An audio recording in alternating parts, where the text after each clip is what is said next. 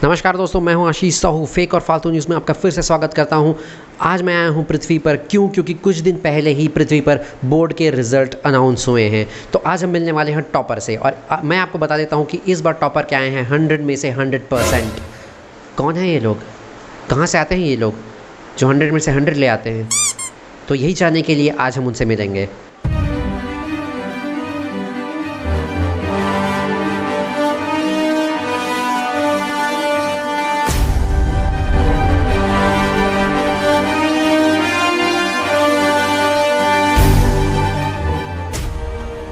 तो आइए सबसे पहले हम आपको उनके घर और उनकी कुछ चीज़ें दिखाते हैं। तो आप देख सकते हैं यही वो दरवाज़ा है जिससे हमारे टॉपर भैया रोज़ आते जाते थे और एग्ज़ाम देने गए थे और फिर टॉप कर दिया। ये है वो कुर्सी जिसमें वो बैठकर पढ़ाई करते थे और फिर टॉप कर दिया। और ये है वो सारी किताबें जिसे पढ़कर उन्होंने टॉप किया। ये देख सकते हैं आप, केमिस्ट्री है, ये एम्स के कुछ पेपर्स हैं, ये कॉन्सेप्ट्स ऑफ फिज़िक्स है एच.सी. वर्मा की, और ये है सविता भाभी के कारनामे, और ये है रसायन। एक मिनट ये किताब तो मेरे काम की है, इसे मैं रख लेता हूँ। यही वो क्रीम है जिसे वो नीचे खुजली होने पर इस्तेमाल करते थे और फिर टॉप कर गए। यही वो लैपटॉप है जिसमें वो बैठकर स्टडी मटेरियल देखा करते थे और फिर टॉप कर दिया। और ये है वो चड्डी बनियान जिसे पहनकर वो एग्ज़ाम देने गए थे और फिर टॉप कर दिया। और ये वो खास कमरा है जहाँ पर वो दिन में 4 से 5 बार टट्टी करते थे और फिर टॉप कर गए। यहाँ की दीवारों की खास बात यह है कि यहाँ की दीवारों पर फिज़िक्स और केमिस्ट्री के फॉर्मूले लिखे हुए हैं, बायोलॉजी के चित्र बने हुए हैं। तो जब भी वो यहाँ आते थे वो इन सब चीज़ों को बार बार पढ़ते थे और इस कारण वो टॉप कर गए। तो ये है उनका खास सीक्रेट फार्मूला टॉप करने का। तो फाइनली मेरे साथ है हमारे टॉपर भैया। तो आपके 100 में से 100% आए हैं। कैसा लग रहा है आपको? जी बहुत अच्छा लग रहा है। तो घर वालों का रिएक्शन कैसा था जब आपका रिज़ल्ट आया था? तो जी वो बहुत खुश हैं। मेरी माँ तो खुशी से पागल हो गई है और हमने तो पागल खाने में फ़ोन भी किया था, और जब आप आए तो हमको लगा कि ये आप पागल खाने से हैं। और मेरे पापा हैं वो भी बहुत खुश हैं और वो आज खुशी से दिन भर पीने वाले हैं बस। हाँ, तो इतना अच्छा रिज़ल्ट आया है तब तो पीने की बात है ही। खुशी में तो सब पीते हैं। अरे कोई खुशी वुशी नहीं है, उनको बस बहाना चाहिए होता है पीने का। अभी पिछले हफ्ते रिज़ल्ट आने वाला है ये अनाउंसमेंट हो रहा था तो उसके कारण पी रहे थे।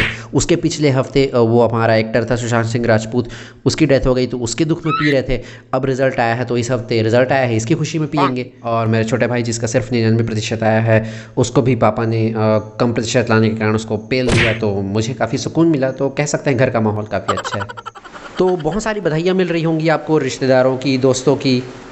नहीं, बिल्कुल नहीं, जबकि मैं उनको कॉल कर रहा हूँ। आप क्यों कॉल कर रहे हैं? क्या कि जैसा कि मेरा रिज़ल्ट है तो मेरे दोस्त अपने पेरेंट्स को मेरा रिज़ल्ट नहीं बता रहे हैं, क्योंकि अगर बताएंगे तो उनके पेरेंट्स जो है अब मेरे साथ कंपेयर करके उनकी धुनाई कर देंगे। तो मैं उनके पेरेंट्स को कॉल कर रहा हूँ और बता रहा हूँ कि मैं आपके बेटे के साथ पढ़ता हूँ और मेरे 100 में से 100% आए हैं। तो फिर बाकी का आप देख लो। अब बहुत तेज़ हो रहे हो बेटा। और आपके रिश्तेदारों के क्या हाल है? मतलब हम सभी जानते हैं कि हमें जितनी चिंता नहीं होती अपने करियर और पढ़ाई की, उससे ज़्यादा चिंता उनको होती है।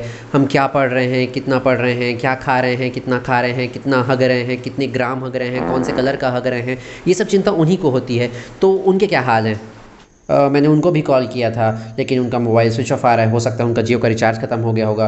तो मैं दुकान गया था और जियो का रिचार्ज कराया उनके मोबाइल में, लेकिन फिर भी स्विच ऑफ आ रहा है। तो अब मैं उनके सीधा घर जा रहा हूँ। मैंने बैग पैक भी कर लिया है। अब मैं घर जाऊँगा, उनको बताऊँगा कि मेरा रिज़ल्ट आ गया है, 100 में से 100 आए हैं, और उनके साथ रहूँगा भी कुछ दिन तक।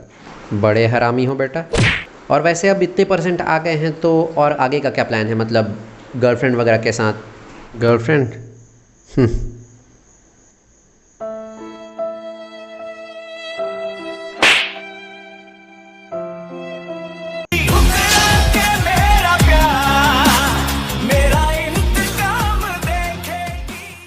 वैसे आप कौन से सब्जेक्ट की पढ़ाई कर रहे थे? मतलब बायो, मैथ्स, कॉमर्स, किस सब्जेक्ट की पढ़ाई कर रहे थे? और आपका आगे का क्या प्लान है? मतलब किसी परीक्षा की तैयारी और करेंगे? मैं तो फ़िलहाल सारे सब्जेक्ट पढ़ रहा था, जैसे कि maths, bio, commerce, arts, agriculture, electrical, mechanical, medicine, paedia, gynae, surgery, ortho, ophthal, ये सब सारे सब्जेक्ट पढ़ रहा था। और अभी मैं अन्य परीक्षाओं की भी तैयारी कर रहा हूँ, जैसे कि यूपीएससी, सेट, नेट, गेट और नासा, ये सब परीक्षाओं की भी तैयारी कर रहा हूँ। अरे वाह, क्या बात है! यहाँ हमारी एक ही सब्जेक्ट पढ़ने में हवा टाइट हो जाती है और आप इतने सारे सब्जेक्ट पढ़ रहे हैं। आप तो लेजेंड हैं। एक मिनट, कहीं आप राम रहीम के शिष्य तो नहीं? जी, आपने बिल्कुल सही पहचाना। हम जब खेलते थे हम ओपनर थे, रणजी प्लेयरों के साथ खेलते थे। बैट्समैन के रूप में ओपनर थे और बॉलर भी ओपनर थे। हम लेग स्पिनर थे, ऑफ स्पिनर भी थे, हम विकेट कीपर भी थे और फील्डर कहीं भी रोक दो वो भी करते थे। तो हमें लगता है हम ऑलराउंडर थे और जिस तरह से मेरे गुरु राम रहीम सब काम कर लेते थे उसी तरह से मैं भी हर सब्जेक्ट पढ़ लेता हूँ, बस उन्हीं की कृपा है। तो अब आप हमें अपने स्टडी शेड्यूल के बारे में बताइए ताकि जो एवरेज स्टूडेंट्स ये शो देख रहे हैं वो उनकी हालत और ख़राब हो जाए, उनके पेरेंट्स आपके मार्क्स से उनके मार्क्स कंपेयर करने लग जाएं और उनको बेदम पेलें और वो डिप्रेशन में चले जाएं। जी बिल्कुल बिल्कुल, कमज़ोर स्टूडेंट को डराना तो मेरा फेवरेट काम ही है। और वैसे भी इतना पढ़ रहा हूँ तो लोगों को पता भी चलना चाहिए कि मैं कितना पढ़ाई कर रहा हूँ। और बहुत बहुत धन्यवाद आपका ये सवाल पूछने के लिए। जी मैं अच्छे से समझता हूँ कि आपको कितना अच्छा लगा होगा ये प्रश्न जब मैंने आपसे पूछा, क्योंकि जब स्कूल में था तो मेरी क्लास में भी आपके जैसा एक हरामी बच्चा था, उसे भी ऐसे ही काम करने में बहुत मज़ा आता था। तो जब मेरी माँ पेट से थी मुझे, तभी मेरी मम्मी को ट्यूशन पढ़ाना शुरू कर दिया गया था।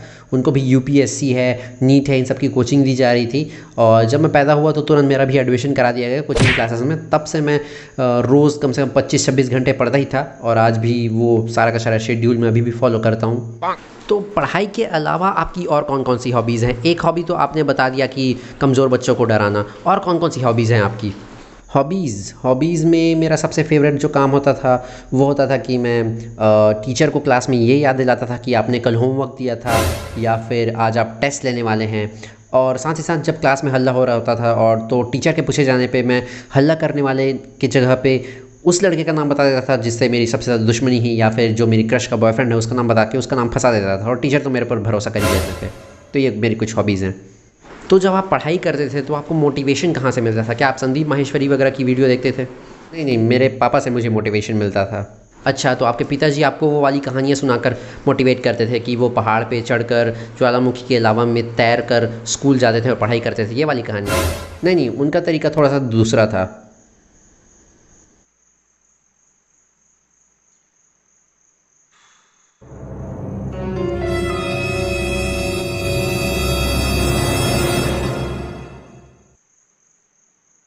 ओह! काफ़ी अच्छा तरीका है। तो आइए अब उनके इस लेजेंडरी पिता से मिलते हैं। तो बताइए आपको कैसा लग रहा है? अरे आज सुबह पेट ठीक से साफ़ नहीं हुआ है तो पेट थोड़ा भारी भारी लग रहा है, लगता है फिर से जाना पड़ेगा। लेकिन दिक्कत यह है ना कि टंकी में पानी ख़त्म हो गया तो लगता है खेत में लोटा लेके जाना पड़ेगा हमको। अरे आपके बेटे के रिज़ल्ट के बारे में पूछ रहा हूँ। अच्छा, कितने परसेंट आए तेरे? 100 ठीक है, अच्छा तो नहीं कह सकते, संतोषजनक है। अरे 100% आए हैं, पूरी पृथ्वी में आपके बेटे ने टॉप किया है, आपको तो खुश होना चाहिए। अरे लेकिन हम आपके ही न्यूज़ चैनल में देखे कि जो मंगल ग्रह पे रहते हैं ना जादू शर्मा, उनके लड़के ने 101% ला के पूरे ब्रह्मांड में टॉप किया है। मैं तो इसको बोलता था कि पढ़ाई कर, पढ़ ले, लेकिन नहीं, टिकटॉक बनाना है। तो जैसा कि आप देख रहे हैं कि 100% लाने के बाद भी अब्बा नहीं मान रहे हैं, तो पता नहीं अब्बा कब मानेंगे और कैसे मानेंगे। तो आइए थोड़ी सी बात करते हैं इनकी माताजी से। तो आपके बेटे के 100% आए हैं, कैसा लग रहा है आपको? बहुत अच्छा लग रहा है, बहुत अच्छा। मैं रो नहीं रही हूँ, मैं खुश हूँ। बहुत अच्छा लग रहा है। अच्छा ठीक है, एक सेकंड। हेलो, क्या? हाँ मैं अभी आ रहा हूँ, हाँ आ रहा हूँ। हाँ वैसे भी ये लोग कुछ बता नहीं रहे हैं, रो रहे हैं, बस इधर उधर टाइम पास कर रहे हैं। आ रहा हूँ। तो अभी इस वक्त की सबसे बड़ी खबर ये है कि बोर्ड परीक्षा में सेकंड आने वाले छात्र ने अभी सुसाइड करने की कोशिश की है। चलिए वहीं चलते हैं रिपोर्टिंग के लिए। बताया जा रहा है कि बोर्ड परीक्षा में सेकंड आए थे क्योंकि उनके आए थे सिर्फ और सिर्फ 99.9% अंक, जिसके कारण वो बहुत ज़्यादा दुखी थे और परेशान थे। और पेरेंट्स के ताने की वजह से परेशान होकर उन्होंने अपने पुराने बिग बॉस की चड्डी के इलास्टिक से लटक कर सुसाइड करने की कोशिश की। किस्मत अच्छी थी कि चड्डी का इलास्टिक काफ़ी पुराना था, जिसके कारण वो ढीला हो गया था, जिसके कारण उनकी जान बच गई। आज के बुलेटिन में फ़िलहाल इतना ही, मिलते हैं अगले एपिसोड में। इसी तरह की फेक और फालतू न्यूज़ के लिए चैनल को सब्सक्राइब करें।